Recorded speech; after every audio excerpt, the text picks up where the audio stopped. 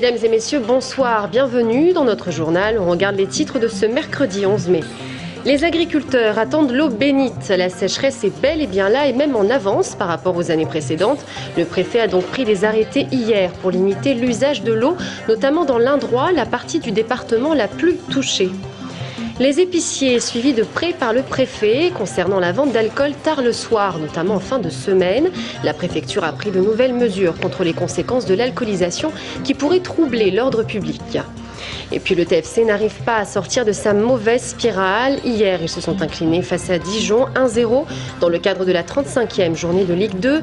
Les hommes de Daniel Sanchez ont eu de belles opportunités mais n'ont pas réussi à les concrétiser. La sécheresse est en avance dans notre département, notamment dans le sud, où le préfet a pris hier ses premiers arrêtés. Objectif, limiter l'usage de l'eau. Si les cours d'eau font l'objet chaque année d'une limitation automatique, les restrictions cette fois-ci concernent l'Indrois et ses affluents. Alors comment s'opèrent les mesures de restriction? Explication de Maxime Kemener. Conséquence logique de la sécheresse qui touche le département depuis plusieurs mois, la préfecture commence à prendre des mesures de limitation de l'usage de l'eau. Première visée par l'arrêté préfectoral, les communes du bassin de l'Indrois. D'habitude plus arrosées que les autres zones du département, le sud-est souffre d'un sévère manque d'eau. Moi, depuis que je suis maire, depuis 2001, c'est la première année que je vois qu'il y a un arrêté qui touche l'Indrois. Jusqu'à maintenant, on n'a pas eu de problème d'eau et de manque d'eau. Les irrigants eux-mêmes reçoivent des arrêtés, reçoivent des directives, il faut qu'ils appliquent, ils ne peuvent pas arroser non plus n'importe comment, mais jusqu'à maintenant on n'a jamais de soucis. Si la restriction ne concerne pour l'instant qu'une dizaine de communes, elle pourrait bien s'étendre. Les quelques orages qui ont arrosé l'ouest de l'Indre-et-Loire au mois d'avril n'ont fait que retarder l'échéance. Les précipitations manquent depuis le mois de janvier. Et ces averses, même très violentes, n'ont pas suffi à reconstituer les réserves souterraines. Ce sont des pluies d'orage qui ont été très localisées. Quand on les regarde sur nos graphiques, sur nos cartes, on va vraiment dans les points très localisés, on a des très forts cumuls. On a eu d'ailleurs des dégâts à Giseux où il y a eu des cumuls très importants et de la grêle. Donc des orages très localisés, mais le reste du département très sec. L'ensemble du département est concerné par une sécheresse. Aujourd'hui à Météo France, on compare la sécheresse de ces dernières semaines à l'épisode de l'été 76. Les expérimentations de prévisions saisonnières, même si elles sont à prendre avec précaution, prévoient de fortes températures estivales. Et toutes les semaines, un comité de sécheresse se réunit à la préfecture pour juger de l'évolution de la situation. Et à ce rythme-là, de plus en plus de communes devraient rationner leur utilisation de l'eau. Perquisition en Touraine au domicile de Renaud Donodieu de Vabre dans le cadre de l'enquête L'Oréal concernant l'héritière Liliane Bettencourt. Selon le quotidien Le Monde, ces perquisitions remontent au mois de mars. L'ancien ministre de la Culture est soupçonné d'avoir reçu d'importantes sommes d'argent en espèces de la main de Madame Bettencourt. Les perquisitions ont été menées par 3 juges d'instruction de Bordeaux. L'ancien ministre de la Culture a déclaré n'avoir rien à se reprocher et laisser, je cite, la justice faire le travail qu'elle croit devoir faire. Les épiciers dans le collimateur de la préfecture, ou plus exactement ceux qui vendraient de l'alcool au-delà d'une certaine heure. Depuis le 15 avril dernier, les épiceries pourront être fermées durant 3 mois au lieu de 30 jours si celles-ci sont responsables d'un trouble à l'ordre public. Joël Philly, le préfet d'Indre-et-Loire, souhaite lutter contre les méfaits de l'alcoolisation. Julien Gauthier. La préfecture d'Indre-et-Loire n'en est pas à son coup d'essai. L'été dernier, elle avait tenté d'obliger les épiceries de l'hypercentre Tourangeau à fermer boutique à 22 h du jeudi au samedi. Manière draconienne s'il en est d'éviter la vente d'alcool à emporter après 21 h, interdite par un arrêté municipal. Cette année, elle remet le couvert avec un nouvel arrêté.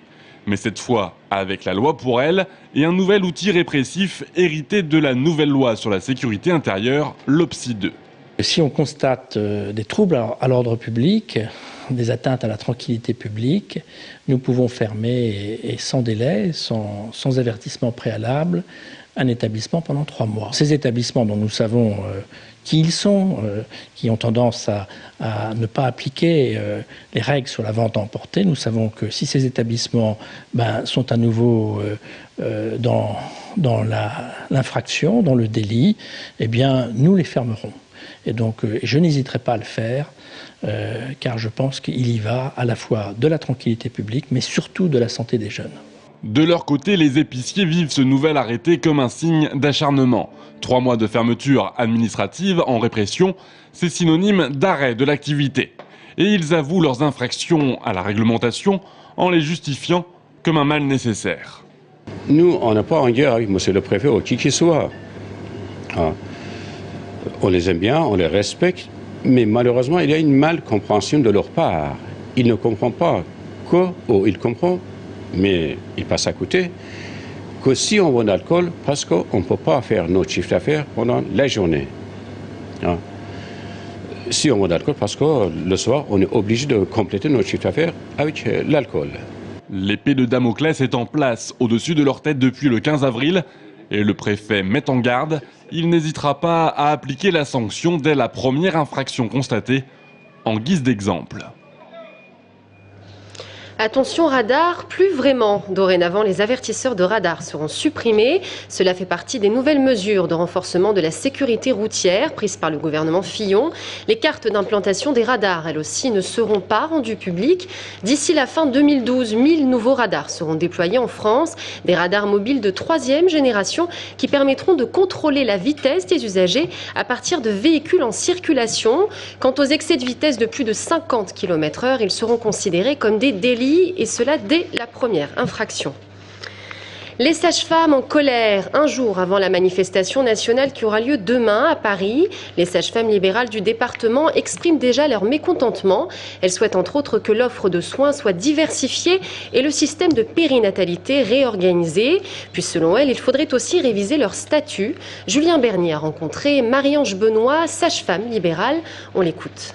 Ce qu'on souhaite, c'est une augmentation de nos honoraires qui soit aussi à la mesure, je dirais, de notre responsabilité médico-légale, parce que ces honoraires sont inchangés depuis 2008 et les indemnités kilométriques notamment n'ont pas évolué depuis 2002. Nous faisons des études à Bac+5 et nous sommes actuellement reconnus Bac+3, donc nous demandons à être reconnus Bac+5. Et ce qui entraînerait aussi une évolution du statut des sages-femmes aussi hospitalières.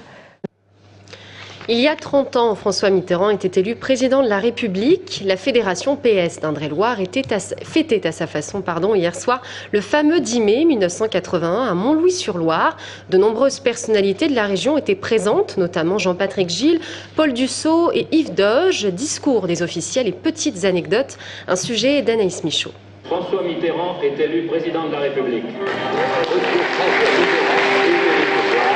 Les applaudissements résonnaient encore hier soir à Montlouis-sur-Loire, 30 ans après l'annonce par Jean-Pierre Elkabbach de la victoire de François Mitterrand aux élections présidentielles.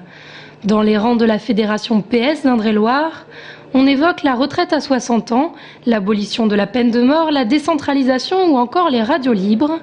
Et on célèbre l'anniversaire avec un peu de nostalgie pour le seul président socialiste de la Ve République. C'est un homme qui avait, et ça nous manque aujourd'hui, un amour de la France.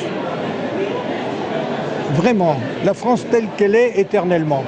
Et pas la France d'hier qu'on a découvert un peu tardivement. Une France profonde, c'est une assise. On manque de ça aujourd'hui, vous savez. D'ailleurs, les nouvelles générations peut-être n'ont pas assez cette culture de l'histoire de France, l'assise terrienne, l'assise, je dirais, culturelle du pays, voire l'assise industrielle. Là, Mitterrand, c'était un homme complètement inscrit dans l'histoire. Un homme inscrit dans l'histoire qui reste dans les mémoires socialistes comme celui qui souhaitait incarner la force tranquille. Il démontre la force dans un grand parti politique, la force et la nécessité de la pensée, du raisonnement, du travail intellectuel et de la, si j'ose dire, de la rédaction des textes. Que Mitterrand était un homme qui écrivait tout ce qu'il avait à dire. Beaucoup de nostalgie donc, mais aussi de l'espoir au parti à la rose. Puisque lorsque l'on se demande qui peut se poser en digne héritier du mitterrandisme, on obtient une réponse pleine d'optimisme. Je pense que les socialistes portent tous quelque chose de François Mitterrand, mais j'ai bien compris que votre question c'était lequel pouvait, de manière un peu exclusive, s'en revendiquer aujourd'hui. Je crois que c'est difficile à dire, et puis le vrai héritier, c'est celui qui lui succédera en 2012. Rendez-vous donc le 6 mai prochain pour connaître peut-être un nouveau 10 mai 81. Vous l'avez peut-être aperçu ce midi, rue de Bordeaux, un flash mob était organisé pour promouvoir la semaine de l'Europe. Les jeunes de la MJC de Jouer les Tours ont participé à l'événement avec l'association Karma. Le thème du débat qui s'est tenu l'après-midi dans les jardins de la préfecture concernait la citoyenneté européenne. Après le père, c'est au tour du fils d'annoncer son départ de l'équipe du Tour Volleyball. Erwin Ngapet, le réceptionnaire attaquant, pourrait rejoindre l'équipe italienne Cuneo où joue Hubert Hainaut, un ancien joueur du TVB. D'autres rumeurs le pressentent dans un club turc. Je vous rappelle qu'Erwin Ngapet a été élu cette année meilleur joueur de la saison. Toujours en sport, nouvelle défaite du TFC face à Dijon dans le cadre de la 35e journée de Ligue 2. Le score 1-0 pour les Bourguignons, un scénario catastrophique pour le Tour FC. De belles occasions pour les joueurs tourangeaux mais sans réalisme. La fin de saison s'annonce laborieuse pour le Tour FC. Sébastien Germain. Tout commence mal pour le Tour FC. Dès la 8e minute, Abraham Guéguier se claque sur cette course et doit quitter ses partenaires. La saison du meilleur buteur tourangeau est d'ores et déjà terminée. À la demi-heure de jeu, Titi Bouengo rate de peu le ballon de la tête sur ce coup franc tiré par Song. Les Dijonais se procurent une double occasion à la 41e minute.